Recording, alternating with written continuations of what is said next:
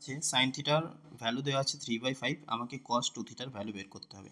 তাহলে আমরা জানি কস 2 থিটার একটা ফর্মুলা আছে, যেটা হচ্ছে 1 - 2 সাইন স্কোয়ার থিটা। তাহলে এখানে যদি আমি বসিয়ে দিই সাইন থিটার মান, তাহলে কিন্তু আমরা পেয়ে যাবো। তাহলে সাইন থিটার মান দেওয়া আছে 3/5 তার হোল স্কোয়ার। ঠিক আছে, তাহলে এবার দেখো যে আমরা যদি এটা এবার করে নিই তাহলে কিন্তু কুইক আমাদের হয়ে যাবে এটা। সেটা মুছে দিলাম। তাহলে এখান থেকে আমরা ক্যালকুলেশন করে নিই 1 - 2 ইন্টু এটা হয়ে যাবে 9/25। ক্লিয়ার? তাহলে আমরা যদি এলসিএম করি নিচে থাকবে 25, তাই এটা হয়ে যাবে উপর থাকবে 25 মাইনাস 9 দুগুণে 18। তাহলে অ্যান্সার হয়ে যাচ্ছে কিন্তু আমাদের ইকুয়াল টু দিয়ে আমি নিচেই লিখে দিলাম।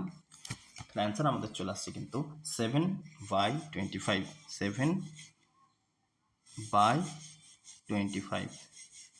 ওকে, তাহলে আমরা চলে যাই ওপরে। আমাদের দেখো অপশান নাম্বার ডি যেটা আমাদের দেওয়া আছে যে 7/25, এটা হচ্ছে আমাদের কারেক্ট অ্যান্সার।